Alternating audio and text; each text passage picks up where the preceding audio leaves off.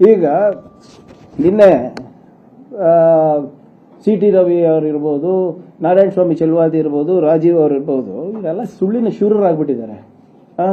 ನೀವು ಕೇಳಿದ್ರಲ್ಲ ಮೊನ್ನೆ ನಮ್ಮೊಬ್ರು ಮಾಧ್ಯಮ ಸ್ನೇಹಿತರು ಕೇಳಿದ್ರು, ಸರ್ ಇವರೆಲ್ಲ ದಿನ ದಾಳಿ ಮಾಡ್ತಾರೆ, ನಿಮಗೆ ಯಾಕೆ ಇವ್ರ ಮೇಲೆ ಡಿಫಮೇಷನ್ ಕೇಸ್ ಹಾಕಲ್ಲ ಅಂತ ಕೇಳಿದ್ರು. ಹಾಕಿದ್ದೀನಿ. ಇದೇ ರಾಜೀವ್ ಮೇಲೆ 24/1/2024 ರಾಜೀವ್ ಅವ್ರ ಮೇಲೆ ಡಿಫಮೇಷನ್ ಕೇಸ್ ಹಾಕಿದ್ದು, ಇನ್ನೂ ಉತ್ತರ ಬಂದಿಲ್ಲ. ಈ ಸುಳ್ಳಿನ ಶೂರರೇನಿದ್ದಾರೆ ಹಿಟ್ ಅಂಡ್ ರನ್ ಮಾಡೋದು ಅಷ್ಟೇ ಗೊತ್ತು. ಅವಾಗ ಏನು ಹೇಳಿದ್ರು ಗೊತ್ತಾಡ ನಿಮಗೆ?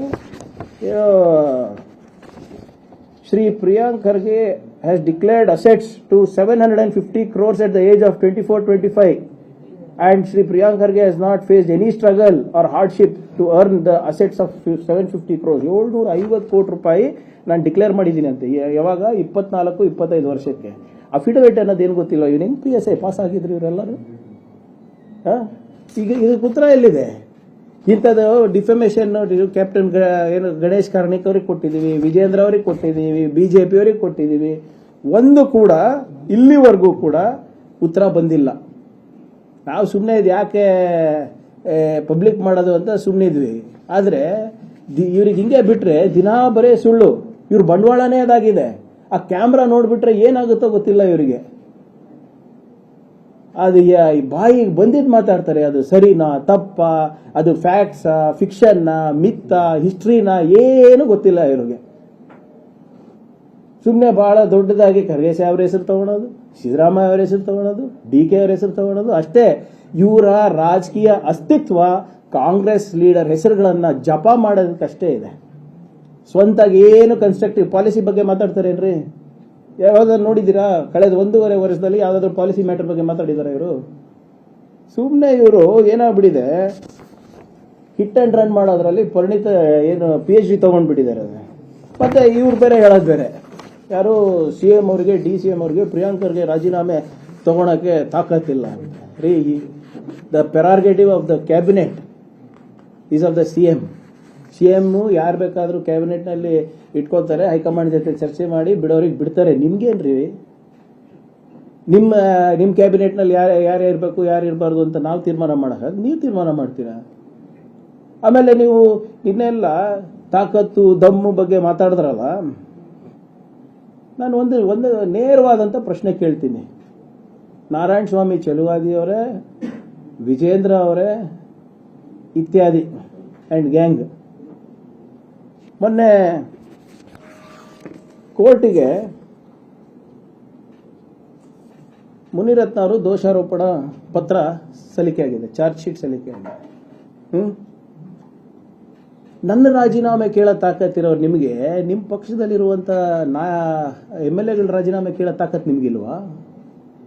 ಏನು ಅಷ್ಟೆದ್ರಕ್ಕೆ ಸರ್ ಮುನಿರತ್ನ ಅವ್ರು ಕಂಡ್ರು? ಏನು ನೋಡಿದ್ರೆ ಏನು ಅಷ್ಟೇ ಭಯ ನಿಮಗೆ? ಇಲ್ಲಿ ನಿಮಗೂ HIV ಚೂಸ್ಬಿಡ್ತಾರಂತ? ಇಲ್ಲಿ ಇದು ದೋಷಾರೋಪಣೆ ಪಟ್ಟಿ ಮೊನ್ನೆ ಕೋರ್ಟಿಂದ ನಾವು ತರಿಸಿದ್ವಿ ಸರ್. ಇದು ಶುಲ್ಕ ಕಟ್ಟಿ ಬಹಳ ಇದು ಕಳ್ಸಿಕೊಡ್ತೀನಿ, ದಯವಿಟ್ಟು ಮಾಧ್ಯಮದ ಸ್ನೇಹಿತರು ನೋಡಬೇಕು. ಒಂದೇ ಒಂದು ಪ್ಯಾರಾ ಓದ್ಬಿಡ್ತೀನಿ ಕೊನೆಯದಾಗಿ. ಮುನಿರತ್ನ ರವರು ಅವಾಚ್ಯ ಶಬ್ದಗಳಿಂದ ನಿಂದಿಸಿ ಬೆದರಿಕೆ ಹಾಕಿರುವುದು ತನಿಖಾ ಸಮಯದಲ್ಲಿ ಸಂಗ್ರಹಿಸಿದ ಸಾಕ್ಷ್ಯಾಧಾರಗಳಿಂದ ಮತ್ತು ದಾಖಲಾತಿಗಳಿಂದ ದೃಢಪಟ್ಟಿರುತ್ತೇವೆ. It is proved. ಆರೋಪಿಯು ಸಾಕ್ಷಿ 01 ರವರನ್ನು ಉದ್ದೇಶಿಸಿ ಜಾತಿ ನಿಂದನೆ ಮಾಡಿರುವ ಬಗ್ಗೆ ಸಾಕ್ಷಿ 04 ಚೆಲುವರಾಜು ರವರು ಸಂಗ್ರಹಿಸಿದ ಆರೋಪಿ ಮುನಿರತ್ನ ರವರದೆನ್ನಲಾದ ಆಡಿಯೋ ಕ್ಲಿಪ್ಪಿಂಗ್ಗಳಲ್ಲಿರುವ ಧ್ವನಿ ಆರೋಪಿಯ ಮಾದರಿ ಧ್ವನಿಯಾಗಿ ಹೋಲಿಕೆಯಾಗಿರುವ ಬಗ್ಗೆ ಸಾಕ್ಷಿ 25 ಪಲ್ಲವಿ ND ರವರು ನೀಡಿರುವ ತಜ್ಞರ ವರದಿಯಿಂದ ದೃಢಪಟ್ಟಿರುತ್ತದೆ. ಜಾತಿ ನಿಂದನೆ, ಮಹಿಳೆಯರ ನಿಂದನೆ ಪ್ರೂವ್ ಆಗಿದೆ ಅಲ್ಲಪ್ಪ. ನೋಟಿಸ್ ಅನ್ನ ಕೊಡ್ರಿ. ನಿಮ್ಗೆ ನಿಜವಾಗ್ಲೂ ತಾಕತ್ತು ದಮ್ಮು ಇದ್ರೆ ಫಸ್ಟ್ ಇಂಥವ್ರಿಗೆ ಪಾರ್ಟಿಯಿಂದ ತೆಗಿರಿ. ದಲಿತ ವಿರೋಧಿ, ಮಹಿಳಾ ವಿರೋಧಿ. ಅಶೋಕ್ ಅವರೇ ಒಕ್ಕಲಿಗರ ಹೆಣ್ಮಕ್ಳಿಗೂ ಬೈದಿದ್ದಾರೆ. ಏನ್ ಮಾಡ್ತಾ ಇದ್ದೀರಾ ನಿಮ್ಮ ಪಾರ್ಟಿನಲ್ಲಿ? ಬೇಟಿ ಬಚಾವ್ ಬೇಟಿ ಪಡಾವ್ ಅಂತ ಎಲ್ಲ ಹೇಳ್ತಿರಲ್ಲ. ಅದೇನು ಬರೀ ಮನ್ ಕಿ ಬಾತ್ಗೋಸ್ಕರನಾ?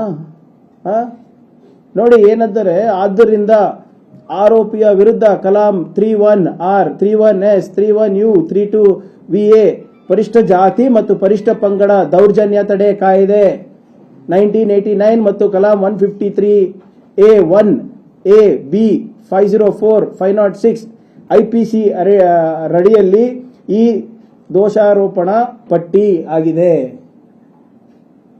ಕೊಟ್ಟಿದ್ದಾರಲ್ರಿ, ಪರಿಷ್ಠ ಜಾತಿ ಮತ್ತು ಪರಿಷ್ಠ ಪಂಗಡ ದೌರ್ಜನ್ಯ ತಡೆ. ನಾರಾಯಣ ಸ್ವಾಮಿ ಅವರೇ, ಮಾತೆತ್ತಿದ್ರೆ ಸಮಾಜದ ಬಗ್ಗೆ ಹೇಳ್ತಿರಲ್ಲ, ಬಾಬಾ ಸಾಹೇಬ್ರ ಬಗ್ಗೆ ಹೇಳ್ತಿರಲ್ಲ, ಎಲ್ಲೋಯ್ತು ನಿಮ್ದು?